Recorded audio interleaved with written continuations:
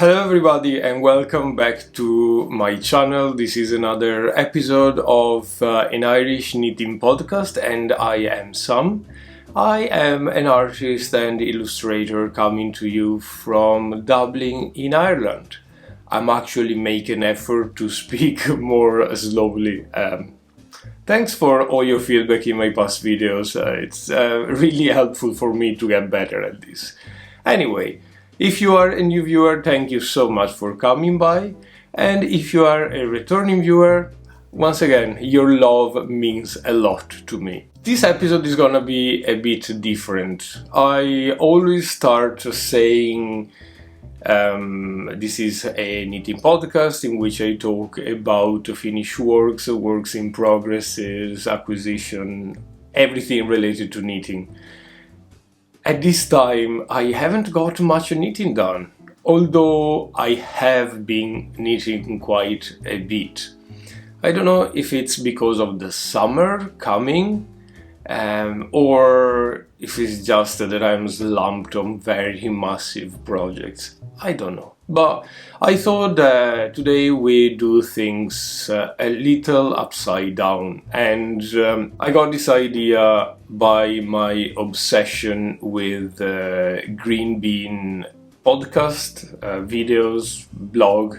The Green Bean is a great podcast. I'll link the channel here below.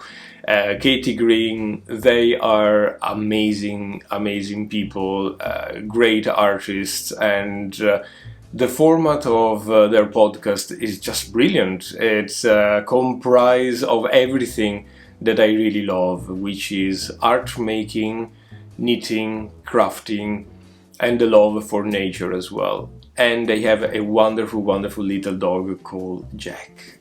Check them out, please. So, we're gonna talk about everything that has happened since my last podcast, which will include some knitting as well. We may actually get through the knitting now, so then we are a little bit more free of enjoying everything else. And before we start, if you would consider to subscribe to this channel, this would make my chance of reaching to more people. So, big projects. What have I been working on?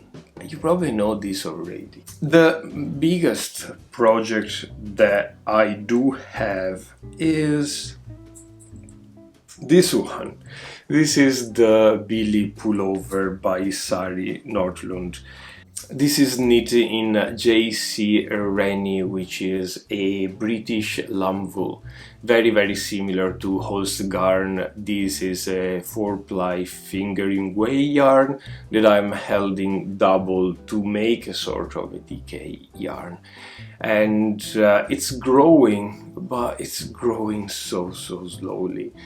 This has been taking the most amount of time.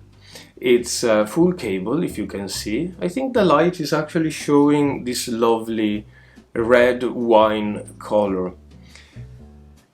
It's full cable. I'm not using a cable needle. I got through the phase of cable needles and then, yeah, I kind of taught myself just to knit cable without a cable needle. It's a pleasure to knit. It's just very long. I think a repetition around takes me about, I don't know, 5 minutes, which is a lot of time if you think you have hundreds of rounds here.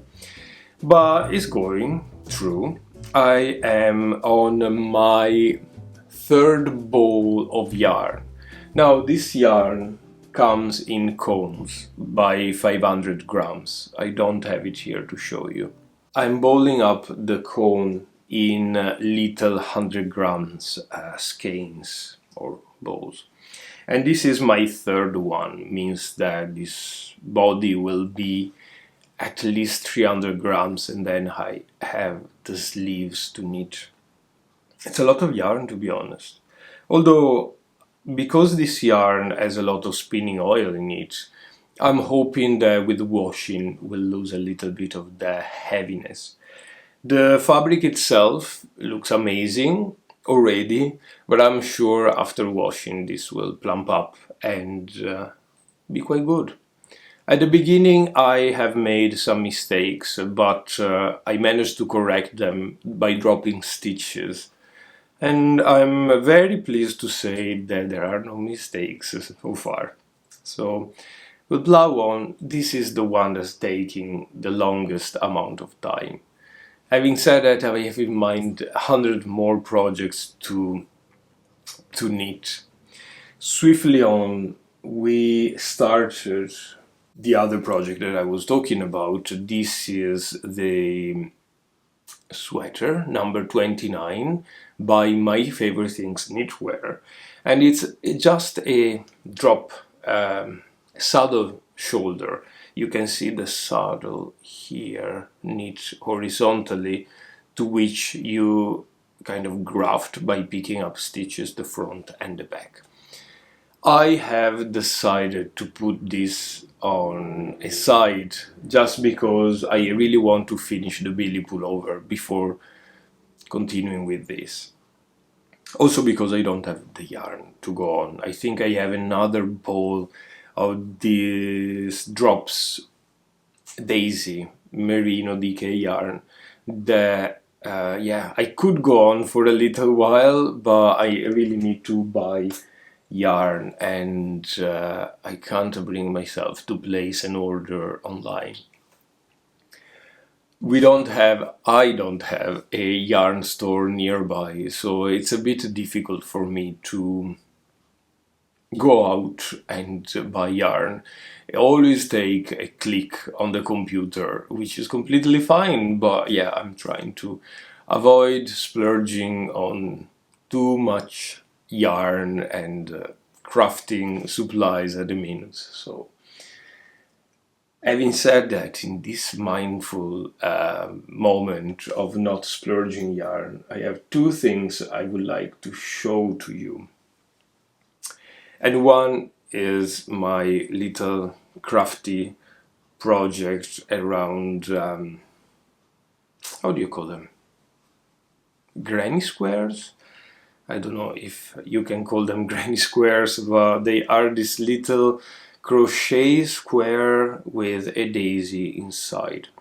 And these are made with scrap yarn. Every single piece of scrap yarn that I have in a stash is going into this. I have sock yarns, I have DK yarns, this beigey one. It's a chunky way yarn, and I'm using a 3.5mm hook to make this, and they turn out more or less the same size. Someone in the comment of my last video, I was asking for suggestion on how to block these squares so that they will be all the same. And someone mentioned that they sell on Amazon or other marketplaces little 4-pin situation to block this. I might actually look into that or build one myself. They seem quite easy to make. And yeah, I'm very happy because I went through a lot of yarn already. I think I have about 25-30 squares. I don't even want to start counting how many I would need to make a full blanket, but it's gonna be a lot. I don't mind. It's a very, very relaxing project for me. I just like the movement of the crochet. It's brilliant.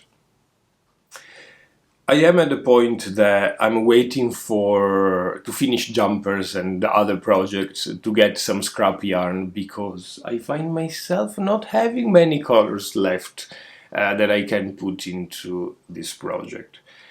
Which is a good thing, probably. It's what I really wanted to achieve, just to get rid of those half balls that are just laying around the situation. But because this is kind of meant to be a decay project, double knitting project, I held double all the sock yarns, and that takes a lot of yarn. Also because these squares, let me show you the back, are quite dense, you see. So it takes quite a bit of yarn. But I think it's good if they're dense, at least they are warm. Another thing I would like to ask you, although this will come probably later on, is for the back. Considering that all the ends are just sewn in already, I just need to cut them away. Do you think for a blanket makes sense to have a backing? Backing meaning, I don't know, sew this on a piece of fabric to length and use that as a, is it a facing? You know what I mean. Not exposing the back. So have the front with wool and crochet thing, and the back with a piece of fabric. I don't know. What do you think? Is that something that people do? Anyway, going on with the scrappy project, look what I have here. This is the globe of power. And you may recall this yarn, and let's see if anybody knows what it is. If you are a returning viewer, probably you've seen this color many times. This is a gorgeous mustard color in Peer Gynt. If you know where this comes from in my project life, put a comment below. I'll get a present for you. Anyway, if you did guess right, this is my zipper sweater light by Petite Knit in a ball form. Yes, I know, I unraveled it. I made a few project videos on that sweater. The main thing that I wanted to achieve was to understand how to make a zipper placket, and I've done that. The sweater has been lying there for the longest amount of time. I had no desire to wear it, and I couldn't stand a massive mustard yellow sweater. Wasn't the right fit for me. It's too baggy, and yeah, it really wasn't nice. So in a whim of madness, I unraveled it. I'm really happy to say that if you have knitted a sweater and you want to unravel it, of course, you probably will be able to recover 100% of the yarn. I haven't cut any yarn ends. I really want to make another color work jumper, and I'm thinking of making a cardigan this time. If you see me around the house, please don't come over, but I'm always wearing a jacket, a sports jacket, or a hoodie jacket, or a zipper top, something just to throw on, put on a chair. Now that I'm getting quite warm, I'm wearing short sleeves, but generally a jumper, a cardigan is what I have on. So I think might be the time to knit a cardigan, but I really want a color work. Ergo, two things must happen for the perfect pattern. Being knitted in the round, so we probably will have sticking, which I'm not afraid of, and of course being the color work that kind of attract me. And for this reason, I think I would love a yoki style color work. If you have any pattern recommendation for me, let me know. If it's a bottleneck, is it called? A round yoke that you can turn into a cardigan, please send the pattern over to me. I mean, don't send the pattern, give me the link, I'll purchase the pattern myself. As I said, 15 minutes in, this is the end of the knitting part of this podcast. I am gonna leave you to some beautiful images of a little street party that I actually found out was going on last weekend in Dublin. This is Stonybatter, which is a very nice neighborhood on the north side of the city. It's very well renowned for good food, especially in these last few years. It's grown a lot. Have a look, and I will catch up with you in a second.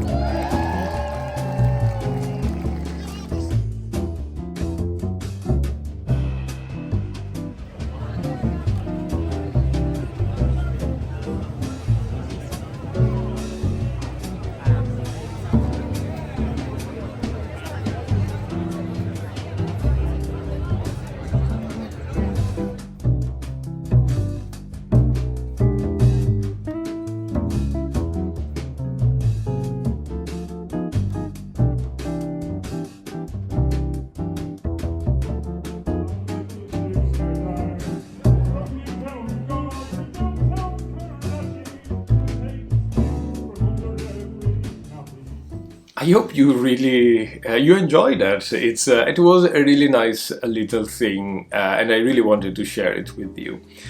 I made myself a cup of tea because we do need to go on with the podcast.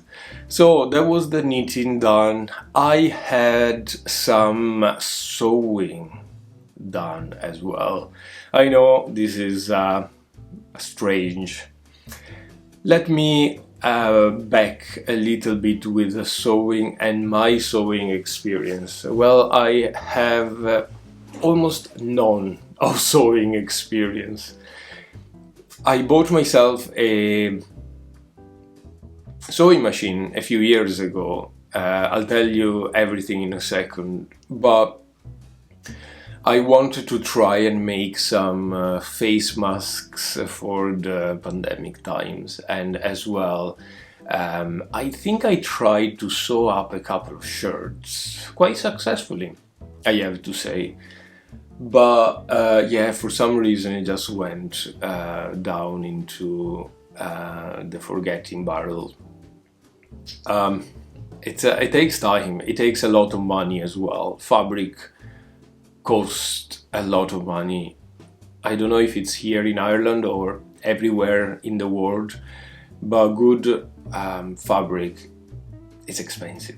And yeah, I mean, I haven't sewn a lot, but I wanted to make to shorten some trousers that I have to make shorts, and I achieved it. So I took out my old vintage Singer sewing machine, I cleaned it, oiled it, and yeah, I cut through a pair of jeans and made shorts. I will tell you everything about how I kind of cleaned and serviced my sewing machine. So I really hope this is gonna work. I'm actually filming on my phone now. So here is my vintage sewing machine. This is a Singer. Now I don't remember the actual name of the sewing machine. I think it's 99K, but I could be wrong. We have the serial number here, and apparently this model come from the early 1900s, so it's not ancient, but you know, it's vintage. I like it. So you can see how it's a bit rough around the edges, but it used to sew as a dream. I bought this because, well, I bought one for my sister over COVID. She got a little bit into crafting, sewing face masks and stuff like that. So the one that I bought for my sister was broken, and I had to get parts and spares to replace it. So I bought this one for that purpose, to get all the parts and replace it. When I was done with my sister's sewing machine, I was left with this beautiful body, this amazing case, wooden case, and yeah, I still needed spare parts. So I went around the internet, and this time actually looking for original spare parts. So far I replaced I don't know if you can see what you call it, this thing here, and as well as the walking foot, the dog trigger there, and inside here all the bobbing machinery. So since COVID, what's happening here? Since COVID, I haven't got to use this machine very much. I made myself a couple of sewing experiments, but that was basically it. So it's been almost a year since I last touched this machine. So I'm going now to quickly service it and see if it does so. This is what I'm gonna use to service it. This is sewing machine oil.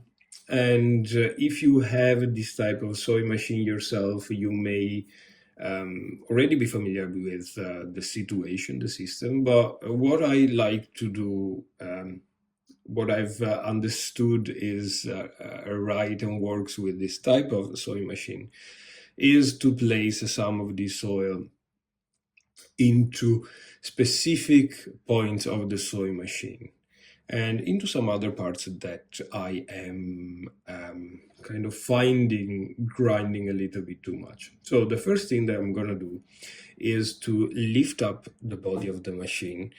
This is super heavy. I have here some of this silica salt bag. This helps to maintain the humidity level right, and so on and so forth. So it's so heavy, I'm gonna try to balance. You see all this situation here? I'm going to just drop a couple of drops of this oil in the main hinges from one side and on the other down here. Dropping it very carefully, it's very heavy. We go into step number 2, which are the holes that I was talking about. You can see this one and this one, but there are 1, 2, 3, 4, 5.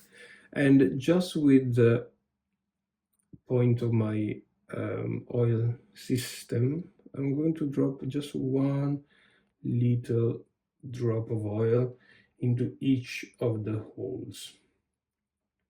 The last piece is to put some oil into the bobbin gear, and there is a little red dot of felt fabric, if you can see just there, and that is meant to be like a sponge that oils the full system, and I'm just dropping 4 or 5 drops of oil there, and that's basically it. The first thing I like to do is unhinge the gear so that the needle doesn't work, and I'm just gonna give it a spin. Then we close the gear and a spin manually with my gear close.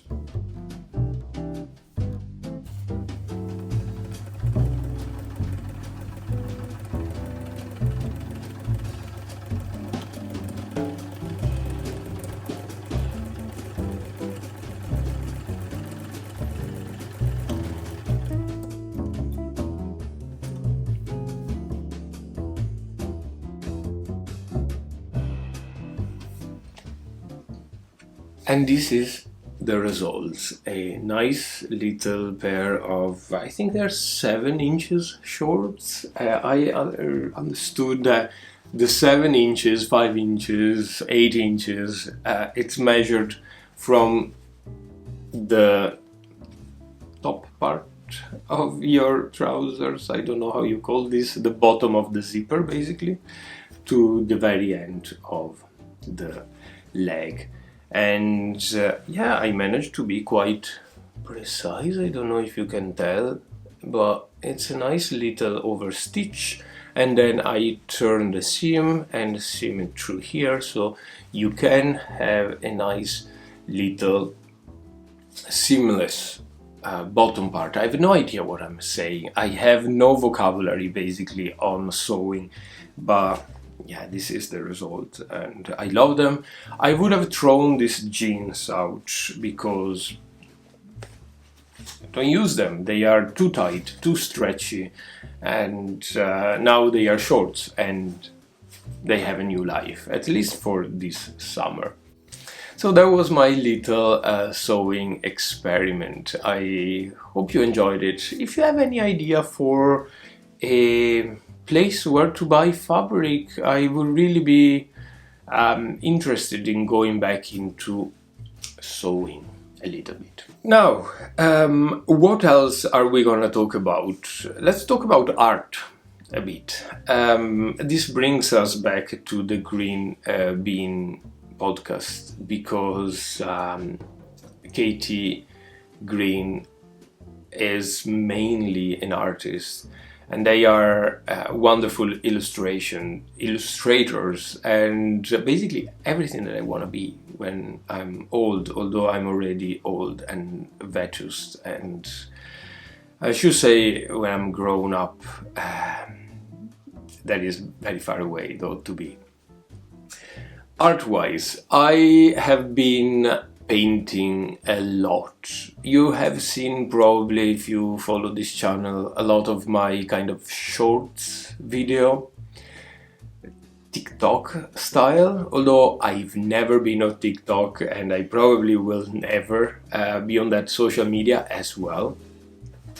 But I kind of wanted to share a bit more of my art here on YouTube and especially on my Instagram account, because I feel like the passion for being an artist, an illustrator is always there, burning in my heart, and I have been neglecting it for a long time. And it's probably time for me to take it a little bit more seriously. And to do so, I need to step back once again and practice and learn again. It's always about learning. It's so tiresome, let me tell you. So I made a lot of little watercolor paintings. Now, my art, if you check out my website, it's irishfarmart.com. It's full of oil paintings, which is my main and first medium. But I always thought that when you master watercolor paint, you are the greatest artist that you can possibly be. Watercolor is so simple, but at the same time the trickiest of the mediums. The goal is actually to get better at it, to understand it truly, and find what will be my own style.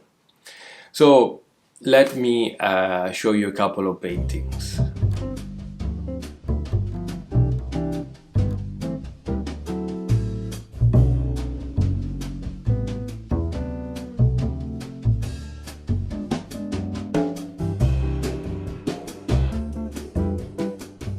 So here we go. I have quite a few. I'm gonna just show you a couple of those, the ones that I kind of feel more proud of or that have taught me something. I have some paper, loose leaf situation, and a brand new sketchbook. Why so? Well, for the longest time I always used a sketchbook in my life, and I do like them, although with the idea of being more productive and spending a little less money on art supplies, I found a loose sheet of paper kind of work better. Let's start with the sketchbook. This is brand new. It's a Moleskine sketchbook with a watercolor paper.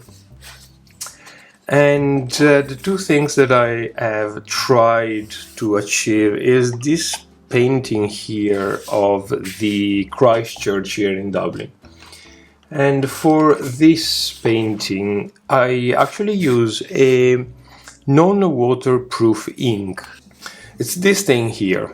It's an ink from Lamy and it goes into a fountain pen.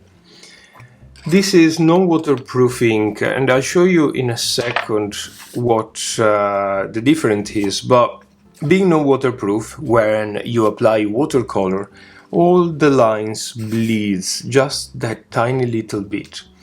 If you see this painting, for example, this is a view of Venice, the lines are well defined. This is waterproofing, so with applying the water, it doesn't bleed or spread at all. But I kind of wanted to try and get a little bit more free with my lines and with my paintings, and I think this is a very, very good example. But let's start with the loose leaf papers, because I think these are the one that I do like the most.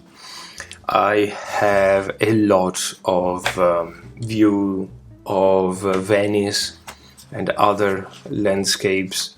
I think what I wanted to achieve here is to kind of get better at drawing perspective, at drawing outdoors sceneries, landscape, so that this could be a technique that I use afterwards for my journeys, bring around my sketchbook and have this technique done. Something that I've done as well is experiment a bit with portraits, and I have an example here. I'm sure I can find another, and this one. These are pictures that I just found on Pinterest, on the internet. I started loving Pinterest so much. It's actually a very good tool for an artist to have some reference photos. And yeah, painting portraits has always been one of my, how can I say, idealization of an artist. So if you can paint a portrait, you are actually a good artist in my mind. And I wanted to try and paint this kind of gloomy but at the same time luminous paintings with watercolor, and I'm really pleased with this.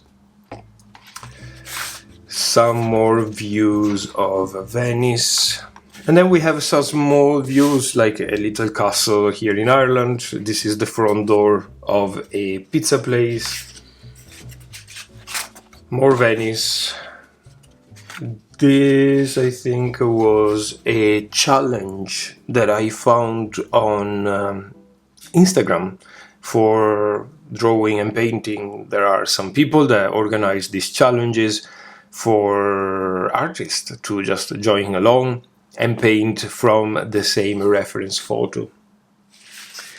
We have a view of Killarney, and this is specifically important for my journey of this week, because as you can see here, I'm starting to try and lose up a little bit my lines and my watercolor, which is what I really wanted. This one was my first experiment with non-waterproofing, and you can see it bled everywhere. That wasn't a great experiment, although it has some charm that I can recognize. Is not really my favorite of the paintings, but I really do enjoy the line variations and how the colors play together. What else? Yeah, this was probably the pinnacle of my achievement. This is Trinity College here in Dublin. Pinnacle, I'm saying now, but yeah, you know what I mean. I managed here to work well with the non-waterproof ink and everything else, all maintaining the colors quite light. You can tell the difference between the two of them here, side by side. Everything is so much neater over here than on the little cottage there. There was one I wanted to show you. Yeah, I have some small character paintings. And this one. This is absolutely my favorite. I think I found the reference photo on Instagram this time. It's just a lamp, and it's a lamp here in Dublin. It's a big Victorian lampshade, and I just love the way the non-water resistant, water soluble ink is playing with the full background, still once again maintaining the light. That is basically it. We got another failed attempt of a perspective. Yeah, that was quite a lot of rambling. I hope you enjoyed the paintings, and if you do, please tell me. I'll be happy to show you more of that type of stuff and things. But yeah, in my thinking about becoming a proper artist, and for the first time seriously thinking about investing in life on this project, in this thinking, I thought that, well, I have a number of subscribers here on YouTube, I have a number of subscribers on Instagram, so there must be one person that can help me get through it. And if I show more art every day, someone will actually, I don't know, be willing to help. So let me tell you my project here. My idea, my desire is to write a book, publish a book, and it would be the most amazing thing that could happen to me to publish an illustration book. And that's probably why I'm working a lot with watercolors and with smaller illustrations, so they are easier to scan in and then to put into Photoshop and to make actually prints and so on and so forth. So yeah, that would be my ultimate goal for my artistic life, to be able to publish a book, to be able to make some sort of income from all these paintings that I'm doing without really much avail. If you have any experience with this, please share with me, because I really would love to understand what I can do in order to make this dream come true. I know it sounds cheesy, but it's actually yeah, what I'm hoping for my life. Lastly, I don't know for how long I've spoken. I don't think for that much, but you saw me bringing these things here. It's becoming more and more important to me and to my mental health and my life journey to surround myself with books. And I always allocate half an hour a day, on the weekend probably a little more, of reading time. I found myself actually getting into the stories, and I don't know, a few minutes of just mindfulness and not being present in the moment, but just be able to space around. And something that I'm reading currently is this Ken Follett Knightsbridge saga. I have read the Pillars of the Earth, which is the first book. This book has been lying in my family's bookcase or library for ages. I think it was my mother's, but I don't know.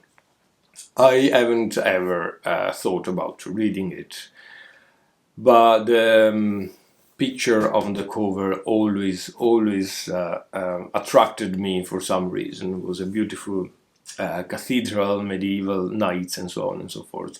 By the way, this is not the one. In fact, that book that I'm talking about is back in Italy, still in my family's library. I just bought a copy in English. And it turned out to be the most amazing of the books. It's just a very heartwarming stories. The characters are described extraordinarily well, and it flows. It just flows. This is, wow, 800, 900 pages. I think I read this in a week. Amazing. Following this book, I got obsessed, so I bought every other book that I could find on this saga. And I read already the second one, which is The World Without End. Now, if the first one was so compelling because it was just a lovely, lovely story of building the cathedral, I found the second one even better in terms of storytelling, a little less in a matter of describing the character.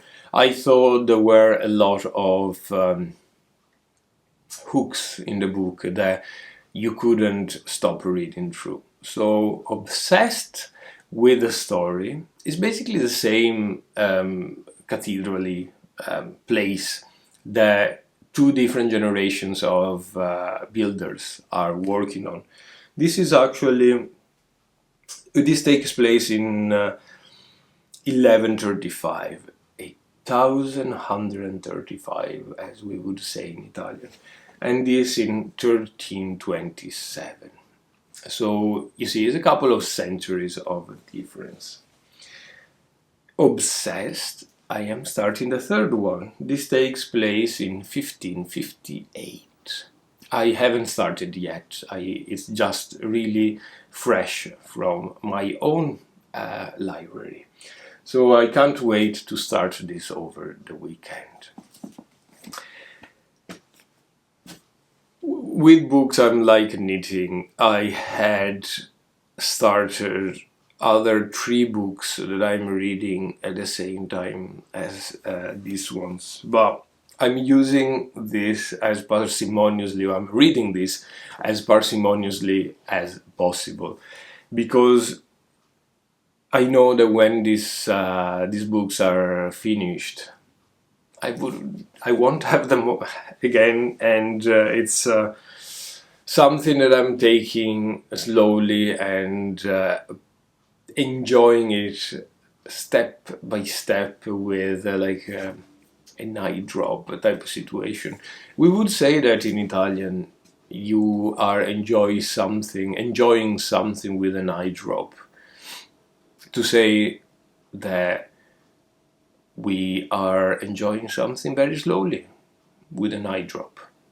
Anyway, that's my reading situation sorted for the weekend. Anyway, that was it. My cup of tea got completely cold and I don't know where I am at. It's currently 5 to 9 in the morning and I'm starting working in 5 minutes. So I will see you very soon with another wonderful episode of an Irish Knitting Podcast. Don't forget to subscribe, like, share, and bye bye.